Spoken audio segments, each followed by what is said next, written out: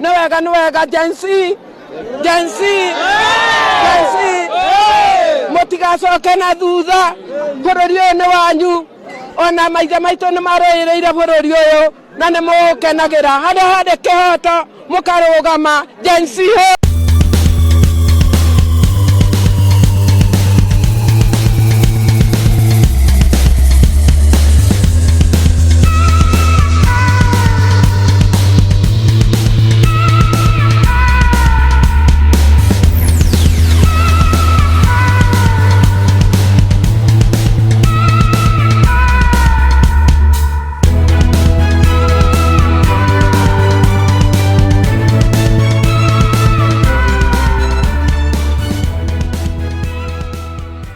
Welcome back to Havana Media. My name is Boniface Owino, and as usual, I'm going to be your host for today. Now, I want to start by appreciating those who are showing their concern, those who have been asking me how I'm doing. I know I'll recover completely, but we can't just rest. We can't just ignore the fact that things are happening in the country that people need to know, simply because we are sick or simply because we are not feeling well. We just have to do what we need to do so that we inform the people that follows us on what is happening. And that is why I keep on coming in as much as maybe I'm not feeling well, but I have to inform you of what is happening. But thank you very much, people who are showing their concern, people like Helmet 254, people like Billion, for asking how I'm doing. I really appreciate. And I'm seeing you're asking how you can help me. I'll tell you that later. But for now, let us just concentrate on what we are doing. And let us just concentrate on informing you on what is happening in the country. Now, I have got 3 top stories here. You know very well that today in the afternoon, the president was supposed to have a briefing about either reshuffling, informing us on either his reshufflement of his cabinet or maybe kicking them out. But we've been waiting since 2 p.m. It's almost now 3. The president has not appeared publicly, but now we expect him to come out in due time to tell us what his plan is, or maybe what is telling us again, whether there will be lies again or not. But that aside, we'll talk about what he has said in the next video. But there are 3 things that have happened. Today, the people of Bomet have also said that they will not remain behind. The things that have been happening in other countries must also happen in their own county, and their county must also be straightforward.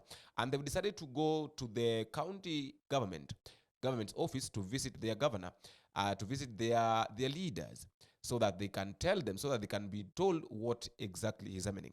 Here's the clip.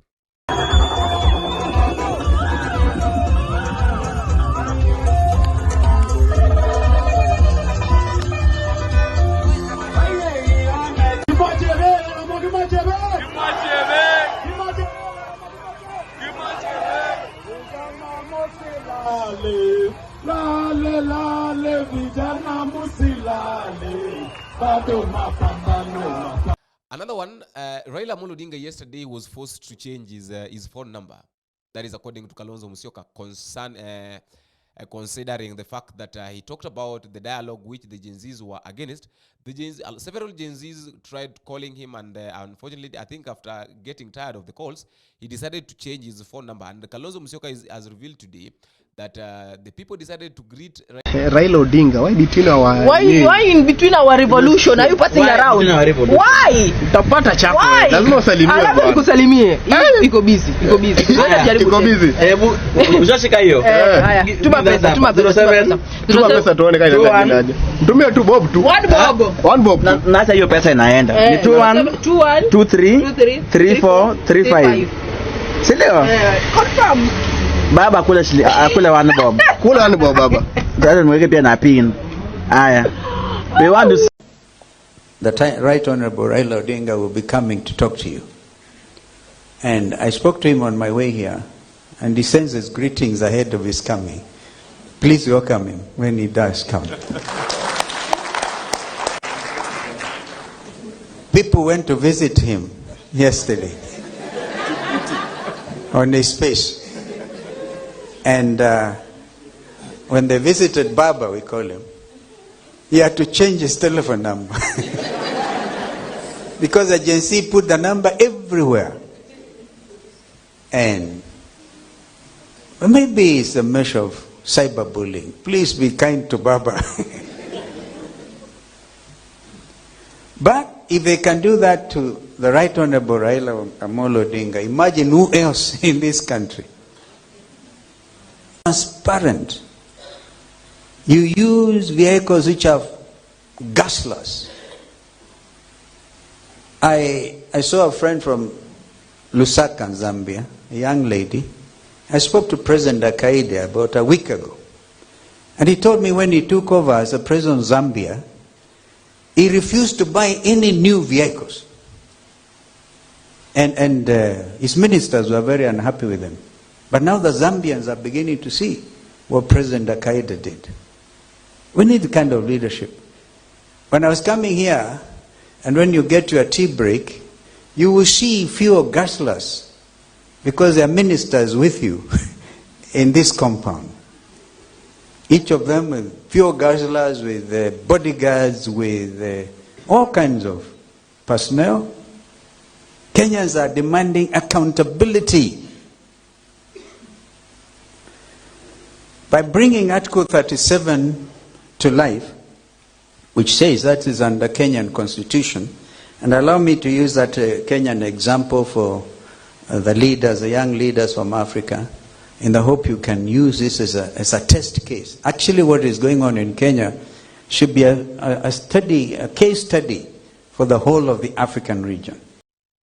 So Kalonzo was asking that if these Gen Zs can decide to greet Raila Amolo Odinga, and the way they've been they loved Raila, so who are these other leaders that think they cannot be reached by the Gen Zs? And lastly, Nyeri governor, that is Governor Kahiga, passed some information to William Ruto. Number one, he told William Ruto two things. Number one thing he told William Ruto is that William Ruto is trying to use the trend that had been used before, and this trend people have gotten used to it. The trend of bringing Raila Amolo Odinga on board so that Raila Odinga can help you solving your own problems.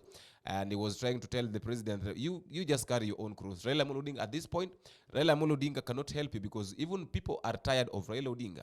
So if the people are tired of Raila Amolo Odinga, they don't want to listen to what Raila Amolo Odinga is saying. How sure are you that Raila Odinga will help you? Mr. President, wake up and smell the coffee. I have listened to you and I have heard what you are trying to do. Those are outdated methods. Maneno ya kuleta Raila, wa Kenya walichoka zamani, ameletwa mara mingi. Hiyo maneno ya kuleta akina Kalonzo, Mr. President, this is a new dispensation. And you know, I want to tell. And he also went ahead and told William Ruto publicly that the problem that you have is that you are surrounded with people that are misleading you. The people that advise you, your advisors are the ones that are misleading you. I will also maybe wish with a lot of humility and respect address my president, Dr. William Samoei Ruto, and tell him, Mr. President, there are men and women around you who you could be calling advisors, but you are in the hole you are today because of the misadvice they have given you. And a wise man wakes up one morning, has a retrospection in himself, sees the way things are. It does not matter who is close to you. In politics, it is your skin that matters, and this is a nation whose hands and survival are, whose existence and survival are in your hands. It is important for you now to take action, the best action that you think should be taken. Call in your deputies, sit together, get in your cabinet, do everything that you can, bring in all your advisors and ask yourself, is this country moving in the right direction? If you are convinced it is moving in the right direction, Mr. President, then let's move on the way you are moving. But if you are convinced there is a reason to change, I humbly request you, as a man of God, to relook at the way this country is going, refocus. You made so many promises, they will not be achieved in this kind of atmosphere. The Gen Zs have made demands. You engaged with them, they told you what they wanted. None of their demands was for you to put up 150 team to negotiate I don't know what. they have clearly told you, we do not want you to do this, they want you to do this. It is that simple. If they say that you reorganize your cabinet, kindly do. If they say you sack it, do it. There are 50 million Kenyans who can fit in those offices. But if you continue that kind of talk, that kind of push, that kind of moving away from reality, it will hit us hard, and as a country, we will lose it all. You have a golden opportunity. This is a defining moment, Mr. President. Kindly think about this nation and do the very best you can. Concerning that issue of advice, the Attorney General, that is Muturi said I saw in one of the newspapers, Muturi saying that William Ruto is the problem because no one advises him. He does not accept any advice from anybody. So I think the problem, all these problems are coming because William Ruto does not have anybody to he does not accept any advice from anybody. He is the only one who wants to do what he thinks is right, simply because he says that he is the president. As we wait for the president's remarks or president's speech this evening, I also like to listen to your comment in the comment section. And until we meet again, I've been your host, Boniface Owino. Bye-bye.